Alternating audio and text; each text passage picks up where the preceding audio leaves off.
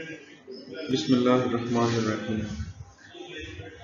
हमने safe motherhood पढ़ना शुरू किया था और सेफ मदरहुड के बारे में हमने ये जाना था कि इसके 4 पिलर्स हैं और या 4 कंपोनेंट्स के हैं, और वो 4 कंपोनेंट्स या 4 पिलर्स जो हैं जिनके ऊपर सेफ मदरहुड की इमारत खड़ी है, वो 4 पिलर्स हैं: family planning, antenatal care, clean and safe delivery और लास्टली एसेंशियल ऑब्स्टेट्रिक केयर। इन 4 पिलर्स में से हम 3 के बारे में अभी तक जान चुके हैं। हम एंटीनेटल केयर को पढ़ चुके हैं, हम क्लीन एंड सेफ डिलीवरी के बारे में जान चुके हैं अपने पिछले सेशंस में, और हम एसेंशियल ऑब्स्टेट्रिक केयर के बारे में भी पढ़ चुके हैं। आज हम इसका चौथा पिलर, जो सबसे पहला पिलर भी है, फैमिली प्लानिंग, उसको देखेंगे कि इसमें क्या है, क्या चीज़ें शामिल है।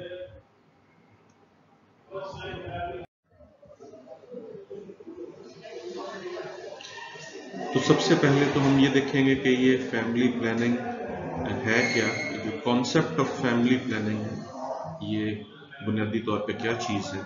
इसको अगर डिफाइन करना चाहें हम इस कॉन्सेप्ट को फैमिली प्लानिंग का, तो उसको कैसे हम डिफाइन करेंगे। तो it is a way of thinking and living that is adopted voluntarily upon the basis of knowledge, attitudes and responsible decisions by individuals and couples in order to promote the health and welfare of family group and thus contribute effectively to the social development of a country. तो ये इसके concept की definition है। अगर family planning को आप explain करना चाहें कि ये क्या है, तो वो ये है कि एक ऐसा अंदाज सोचने का और रहने का जो कि आप अपनी मर्जी से अपनाते हैं, वॉलंटरीली चूज होता है। It is not first upon या फोर्स्ड अपॉन एनीवन, वॉलंटरी है। और किस बुनियाद पे है ये? Knowledge, attitudes and responsible decisions जो हैं वो लेने हैं। वो इंडिविजुअल्स भी हो सकते हैं अपने तौर पे, या कपल्स हो सकते हैं। तो और इसका मकसद है to promote health and welfare of family को, ताकि सोशल डेवलपमेंट का, सोसाइटी का एक इफेक्टिव पार्ट बन सके। तो this is the concept of family.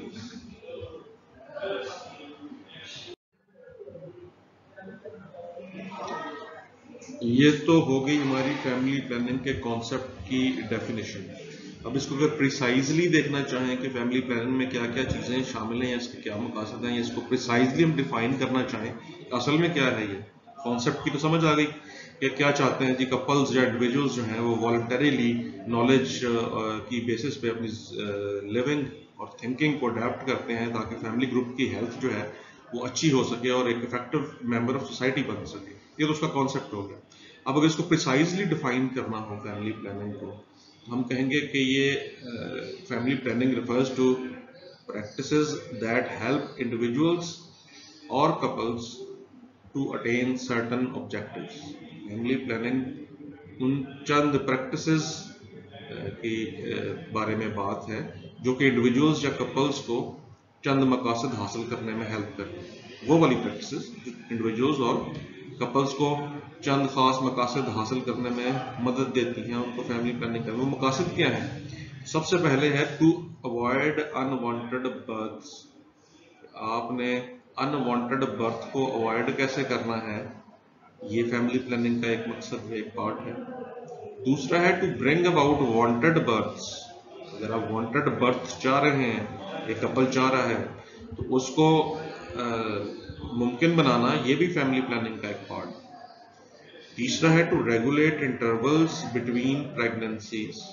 2 pregnancies के बीच में जो गैप है, जो इंटरवल है, उसको अपने कंट्रोल में लाना और रेगुलेट करना, ये भी फैमिली प्लानिंग का एक पार्ट और उसका एक मकसद है। फोर्थ है to control the time at which births occur in relation to the ages of the parents. आप ये कंट्रोल करना चाहते हैं कि जो कपल है, जो पेरेंट्स हैं, उनकी किस उम्र के किस स्टेज में, उनकी एज के किस हिस्से में बर्थ्स होनी चाहिए बच्चों की उनके यहाँ, इसको कंट्रोल करना, ये भी फैमिली प्लानिंग है। And lastly to determine the number of children in the family, ये देखना कि एक फैमिली में कितने बच्चे होने चाहिए ज़्यादा से ज़्यादा, इसको या कम से कम, तो इसको मुमकिन बनाना भी फैमिली प्लानिंग का पार्ट है। तो आप इसमें देख सकते हैं कि फैमिली प्लानिंग सिर्फ और सिर्फ अनवांटेड बर्थ्स को रोकना या अवॉइड करना ही नहीं है, ये एक इससे काफ़ी वाइड कॉन्सेप्ट है जिसमें और भी बहुत सी चीज़ें शामिल हैं। इसमें बर्थ को मुमकिन बनाना, जो वांटेड बर्थ है, दो प्रेगनेंसीज के बीच में गैप को रेगुलेट करना, और पेरेंट्स की एज जिस पे वो चाहते हैं कि उनके यहाँ बच्चे हों, उस एज पे ही उनके यहाँ बच्चों की पैदाइश को मुमकिन बनाना, और lastly the number of children in the family, उसको डिटरमिन करना, ये सब की सब चीज़ें फैमिली प्लानिंग में शामिल हैं। तो अगर आपसे फैमिली प्लानिंग की डेफिनेशन पूछी जाए तो आप कॉन्सेप्ट ऑफ फैमिली प्लानिंग की डेफिनेशन तो वही बताएंगे जो पिछली स्लाइड में हमने देखी है, लेकिन अगर आप उसकी प्रिसाइज डेफिनेशन, आपसे ये पूछा जाए कि फैमिली प्लानिंग का जो है इसके मकासद, इसके ऑब्जेक्टिव्स क्या हैं, या इसके अंदर क्या क्या चीज़ें शामिल हैं, तो आपने ये 5 चीज़ें बताई हैं।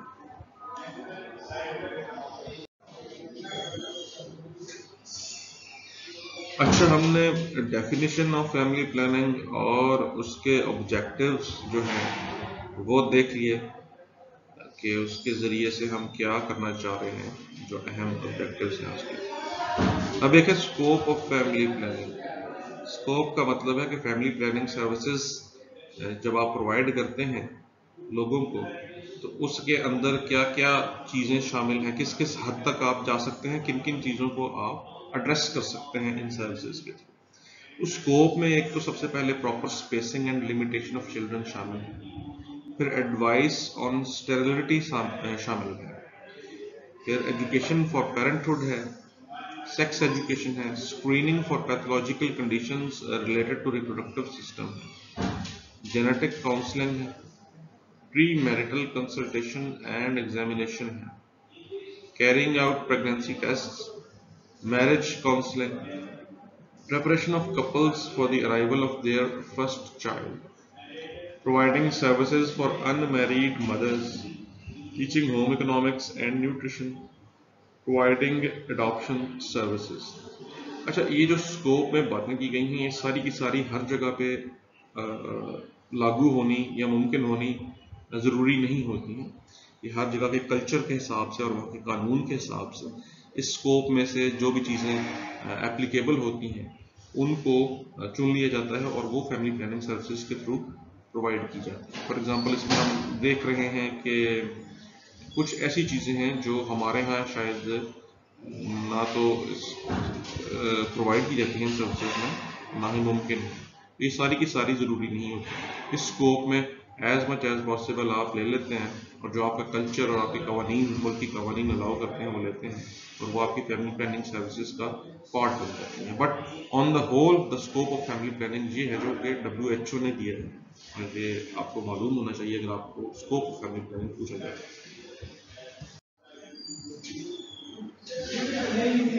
हमने इससे पहले बात की है कि जी फैमिली प्लानिंग जो है इसके मकासद में या इसकी डेफिनेशन में जो शामिल है वो सबसे पहले तो है टू अवॉइड अनवांटेड बर्थ्स, और फिर साथ के साथ उसमें हमने स्पेसिंग की बात भी की थी कि दो प्रेगनेंसीज के बीच में स्पेसिंग को या इंटरवल को रेगुलेट करना भी फैमिली प्लानिंग के मकासद में से शामिल है। इससे यहाँ पे सवाल पैदा होता है कि स्पेसिंग कितनी होनी चाहिए दो प्रेगनेंसीज या दो बच्चों के दरमियान।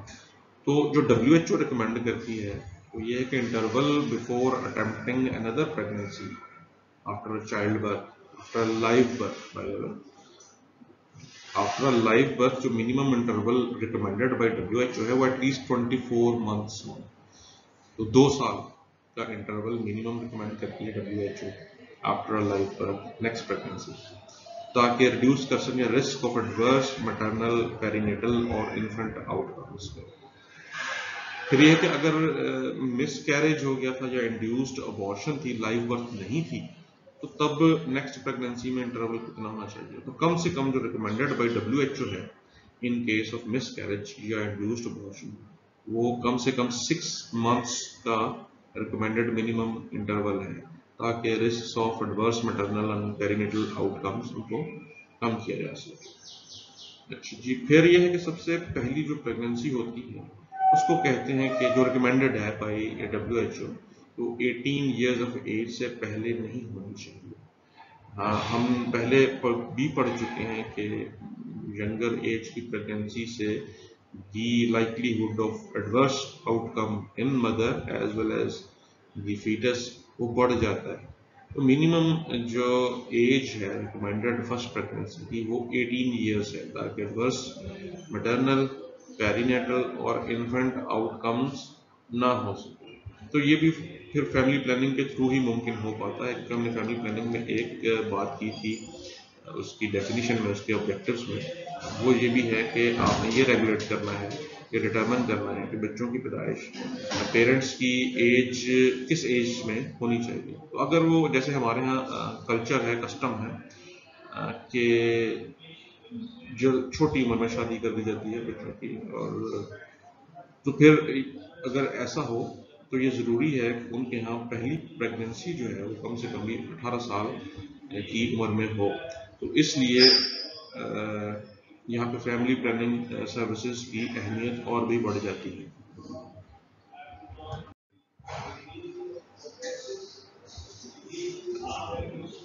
अभी हमने बात की कि minimum spacing between two pregnancies in case of a live birth और in case of a miscarriage या इंड्यूस्ड अबॉर्शन कितनी होनी चाहिए। तो उसमें हमने बात की कि वो मिनिमम इंटरवल रखने का मकसद ये है कि आप मैटरनल हेल्थ और पेरिनेटल जो आउटकम है उसको बेहतर कर सकें। उससे हमें पता चलता है कि इन सारी जो फैमिली प्लानिंग के एस्पेक्ट्स हैं, इनका हेल्थ पे डायरेक्ट असर होता है। तो वो कौन सी हेल्थ है, किसकी हेल्थ पे असर होता है? एक तो खातून की हेल्थ पे असर अंदाज होती है। अगर आप फैमिली प्लानिंग सर्विसेज को अपनाएंगे और इसके मकासद को पूरा करेंगे तो आप जो है खातून की हेल्थ को बेहतर बना सकेंगे, आप मोर्टेलिटी और मॉर्बिडिटी दोनों को कम कर सकेंगे। ऐसे ही फीटल हेल्थ पे भी आप असरअंदाज होते हैं फैमिली प्लानिंग सर्विसेज के थ्रू। तो and lastly infant and child health, अगर आप पहले से मौजूद जो बच्चे हैं उस माँ के जो फैमिली प्लानिंग मेथड्स को अपना रही है या फैमिली प्लानिंग पे अमल पैरा हो रही है, तो एक तो जो उसने जो नया बच्चे ने उसके यहाँ आना है, फीटल हेल्थ उस पर असरअंदाज होना है फैमिली प्लानिंग। दूसरा, उसके जो पहले से मौजूद बच्चे हैं उनकी हेल्थ पे भी इसका असर होता है। तो ये health aspects of family planning.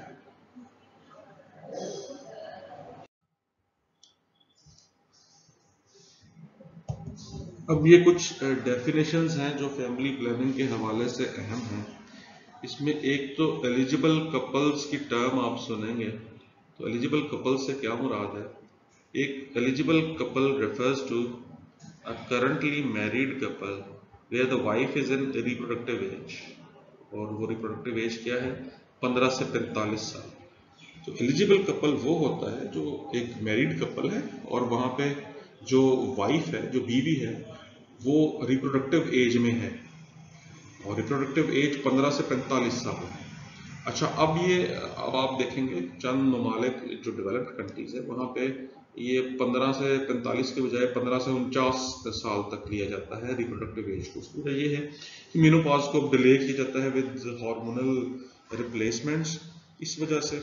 और हाँ, लेकिन हमारे यहाँ रिप्रोडक्टिव एज को 15 से 45 लेना ही मुनासिब होगा। हमारे यहाँ भी इस हद तक एडवांस, इस ऑब्वियसली एडवांस तो है, इस हद तक एक्सेस नहीं है हर एक की, हर खातून की।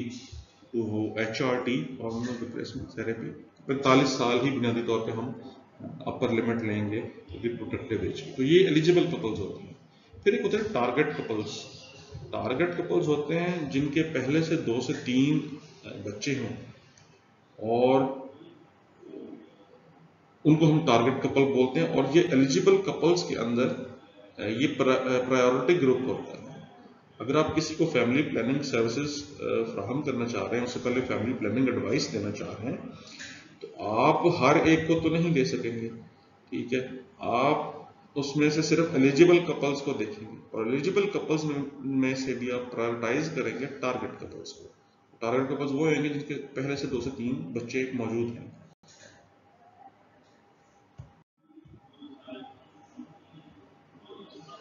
अब हम देखते हैं जी कॉन्ट्रासेप्टिव मेथड्स क्या होते हैं और किन किन टाइप्स के होते हैं।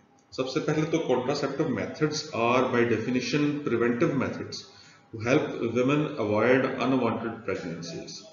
They include all temporary and permanent measures to prevent pregnancy resulting from coitus. तो ये कंट्रासेप्टिव मेथड्स की डेफिनेशन है। अगर आप अनवांटेड प्रेगनेंसी को अवॉइड करना चाह रहे हैं तब भी कंट्रासेप्शन की जरूरत पड़ेगी, और ऑब्वियसली अनवांटेड प्रेगनेंसी तभी अवॉइड की जाती है जब आप स्पेसिंग चाहते हैं, जब आप इंटरवल चाहते हैं, जब आप कंट्रोल करना चाहते हैं एज जिसमें प्रेगनेंसी होनी चाहिए एटसेट्रा। तो ये कंट्रासेप्टिव मेथड्स के थ्रू आप फैमिली प्लानिंग के सारे ऑब्जेक्टिव्स को कवर करते हैं। ये तरीका है फैमिली प्लानिंग के ऑब्जेक्टिव्स को कवर करने का थ्रू कंट्रासेप्टिव मेथड्स। अब हम देखते हैं कौन कौन से होते हैं।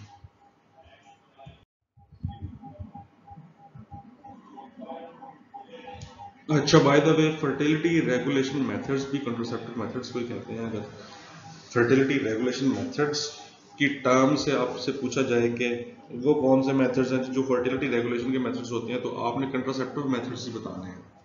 हम देखते हैं कि कंट्रासेप्टिव मेथड्स को क्लासीफाई कैसे करते हैं, क्या क्या तरीकों के कंट्रासेप्टिव मेथड्स शामिल हैं। सबसे पहले तो इसकी ब्रॉड इसको कई तरीकों से वैसे क्लासीफाई किया जा सकता है, लेकिन जो ज़्यादातर यूज़ होती है, कॉमनली यूज़ होती है, वो है एक स्पेसिंग मेथड्स होते हैं और एक टर्मिनल मेथड्स होते हैं। तो स्पेसिंग मेथड्स में आगे फर्दर इसको क्लासीफाई किया गया है into barrier methods, intrauterine devices, hormonal methods, post conceptional methods और मिसलेनियस और चंद मेथड्स हैं जिनको किसी कैटेगरी में नहीं रखा गया वो वाले। और टर्मिनल मेथड्स में आपके पास मेल स्टेरिलाइजेशन है और फिर फीमेल स्टेरिलाइजेशन है। तो ये ब्रॉड क्लासिफिकेशन में ये 2 तरह के मेथड्स हैं, स्पेसिंग मेथड्स और टर्मिनल मेथड्स। इन दोनों की आगे फर्दर सब क्लासिफिकेशन है, फिर उन जो सब क्लासिफिकेशन है उसमें फिर आगे डिफरेंट टाइप्स हैं। फॉर एग्जांपल बैरियर मेथड्स में आपको फिजिकल मेथड्स हैं या फिजिकल बैरियर्स हैं, केमिकल बैरियर मेथड्स हैं, और दोनों का कॉम्बिनेशन होता है। तो हम अब आगे देखेंगे हर एक कंट्रासेप्टिव मेथड या फर्टिलिटी रेगुलेशन मेथड को जो इस क्लासिफिकेशन में दिया गया है, हर एक को डिस्कस करेंगे इंडिविजुअली इन डिटेल। तो let's start with barrier methods.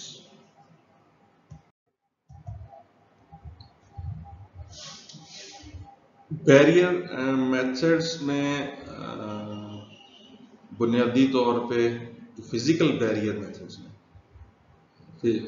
हमने देखा कि इसमें फिजिकल बैरियर भी हो सकते हैं, केमिकल भी हो सकते हैं मेथड्स, और दोनों का कॉम्बिनेशन भी हो सकता है। तो जो फिजिकल बैरियर मेथड्स हैं इसमें 4 चीज़ें कॉमनली यूज होती हैं। कॉन्डम्स यूज होते हैं जो कि मेल के लिए भी हो सकते हैं और फीमेल कॉन्डम भी हो सकते हैं। फिर डायफ्राम होता है एक चीज़, एक वेजिनल स्पॉन्ज होता है।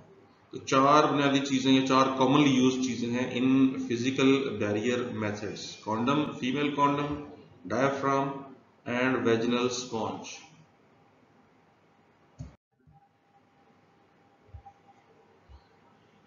इसमें जो कॉन्डम, मेल कॉन्डम है, ये सबसे वाइडली नोन और यूज्ड मेथड, सबसे ज़्यादा जाना जिसके बारे में मालूमात है लोगों को वो, और सबसे ज़्यादा यूज़ होने वाला मेथड जो है फैमिली प्लानिंग में कंट्रासेप्टिव मेथड्स में, वो कॉन्डम है, मेल कॉन्डम। अच्छा, इसका एक फ़ायदा ये होता है मेल कॉन्डम के यूज़ का कि इससे सेक्सुअली ट्रांसमिटेड इन्फेक्शंस भी नहीं होती हैं, ये उनको भी प्रिवेंट करता है। तो एक पार्टनर से दूसरे को सेक्सुअली ट्रांसमिटेड जो इन्फेक्शंस हैं वो भी नहीं लगती हैं। इसका फेलियर रेट है 3 से 14 पर 100 वुमेन ईयर्स। इसके बारे में हम बाद में जब पढ़ेंगे जो इंडिकेटर्स होंगे जो फैमिली प्लानिंग के हवाले से होते हैं, ये फेलियर रेट को कैसे कैलकुलेट करते हैं। तो इसके एडवांटेजेस में ये है कि इजीली अवेलेबल है, जो कॉन्डम है male condom, easy to use है, ये सेफ है और इनएक्सपेंसिव है, ज़्यादा कॉस्टली नहीं है। कोई साइड इफेक्ट्स नहीं है इसके। अच्छा जी, it is light, compact and disposable है, और ये STIs के अगेंस्ट भी प्रोटेक्शन देता है। ये इसके फवायद या एडवांटेजेस हैं। डिसएडवांटेजेस में ये है कि इट इंटरफेयर्स विद सेंसेशंस, और दूसरा ये है कि इसका फेलियर हो सकता है, इट में स्लिप ऑफ और टीयर। तो मेल कॉन्डम के एडवांटेजेस और डिसएडवांटेजेस ये हैं। इस हवाले से एक MCQ जो आपको आ सकता है या अक्सर आता है, वो ये है कि वो कौन सा ऐसा मेथड है जो सेक्सुअली ट्रांसमिटेड इन्फेक्शंस के अगेंस्ट भी प्रोटेक्शन देता है। तो आपने बताना है वो वाला कॉन्ट्रासेप्टिव मेथड मेल कॉन्डम है।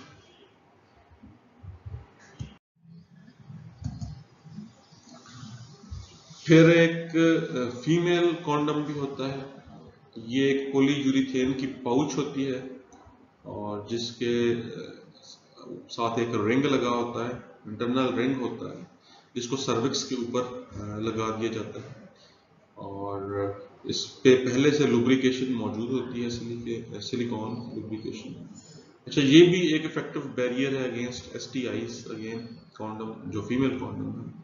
लेकिन इसका एक मसला ये है कि इसकी कॉस्ट हाई है और इसकी एक्सेप्टेबिलिटी इतनी नहीं है। ये इसके डिसएडवांटेजेस हैं। तो ये महंगा है, और दूसरी बात ये है कि इसको यूज़ करना इतना आसान नहीं है, इतना इजी नहीं है, इसलिए इसकी एक्सेप्टेबिलिटी कम है अमंग दी यूजर्स। इस वजह से ये इसके डिसएडवांटेजेस हैं, इस वजह से इतना वाइडली यूज्ड मेथड नहीं है।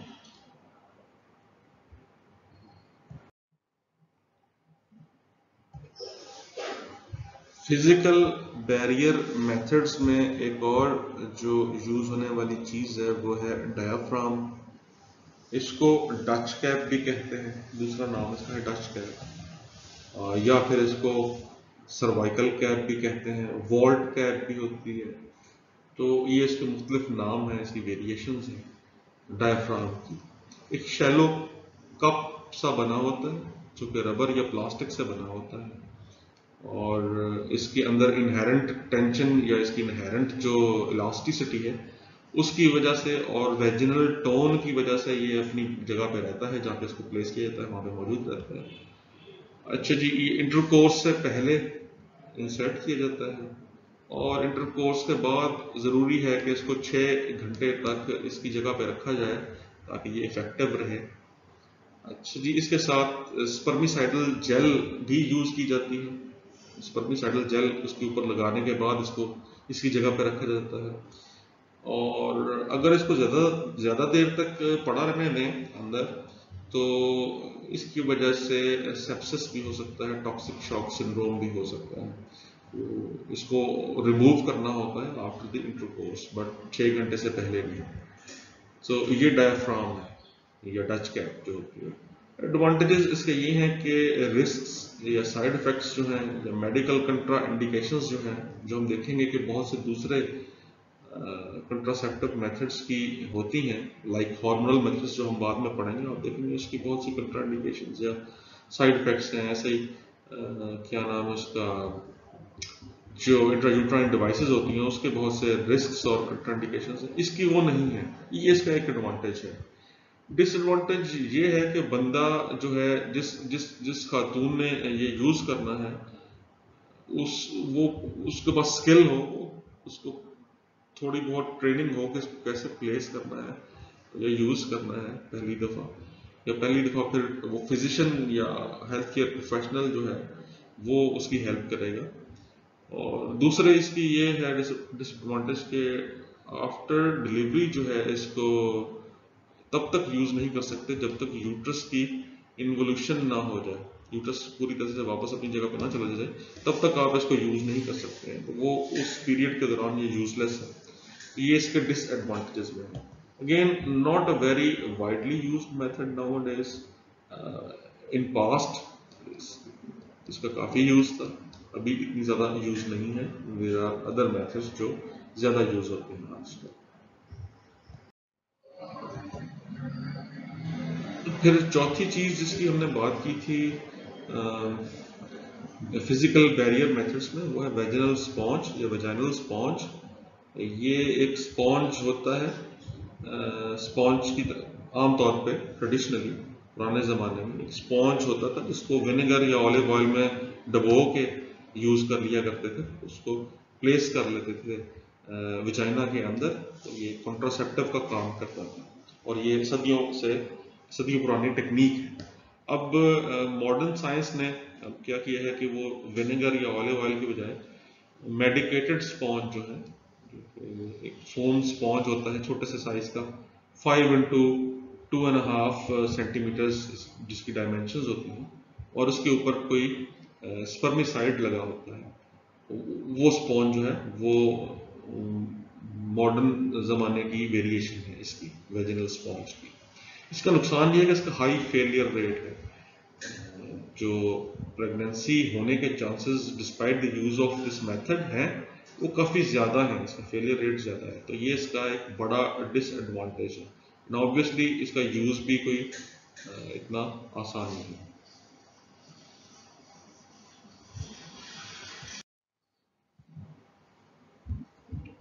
फिर केमिकल मेथड्स हैं, बैरियर मेथड्स में ये स्पर्मिसाइड्स के ऊपर बेस्ड होते हैं और आमतौर पे ये इकट्ठे यूज नहीं, आमतौर पे ये अकेले यूज नहीं होते हैं और ये बैरियर फिजिकल बैरियर मेथड्स के साथ मिला के इस्तेमाल होते हैं। स्पर्मिसाइड जो ऐसा कोई हो, ऐसा जो कि अकेला ही प्रेगनेंसी होने से रोक दे, ऐसा कोई अभी तक सेफ स्पर्मिसाइड आइडेंटिफाई नहीं किया गया है, इसलिए इसको इन conjunction with physical barrier methods use किया जाता है। कुछ ड्रॉबैक्स हैं, इनके डिसएडवांटेजेस हैं, हाई फेलियर रेट होता है, have to be used immediately before intercourse, ये इसका ड्रॉबैक है, डिसएडवांटेज है। मे कॉज बर्निंग और इरिटेशन, केमिकल मेथड है तो उसके जो भी लोकल एडवर्स इफेक्ट्स हैं वो होंगे। May cause inflammatory response of cervix, ये इसके डिसएडवांटेजेस या ड्रॉबैक्स। और इसकी जो टाइप्स हैं, वैरायटीज हैं, वो फोम्स होते हैं जो टैबलेट की सूरत में हो सकते हैं, एरोसोल की सूरत में हो सकते हैं, क्रीम्स होती हैं, जेल्स हो सकती हैं, पेस्ट हो सकती हैं, सपोजिटरीज होती हैं, सॉल्युबल फिल्म्स होती हैं, जो फिल्म की तरह से होता है एक, जिसको प्लेस कर दिया जाए तो वो डिजोल्व हो जाता है, सॉल्युबल होता है। तो ये केमिकल मेथड्स की एग्जाम्पल है। याद रखिए जो अकेले में इस्तेमाल करने से इतने इफेक्टिव नहीं है, हाई फेलियर रेट होता है, इनको ज़्यादातर इन conjunction with physical barrier methods use किया जाता है।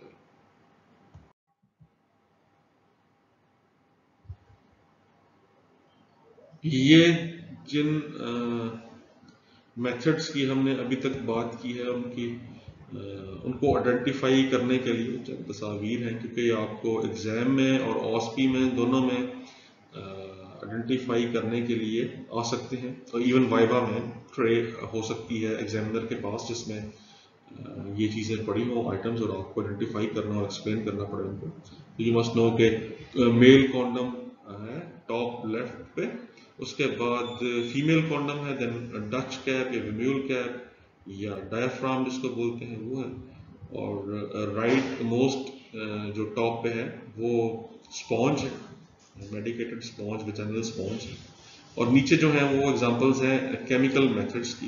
इसमें लेफ्ट पे आप देख सकते हैं फोम है, फिर एक कंट्रासेप्टिव जेली है, फिर जो है एक और जेल या पेस्ट है ये सब, और लास्ट पे राइट मोस्ट पे आप देख सकते हैं सॉल्युबल फिल्म।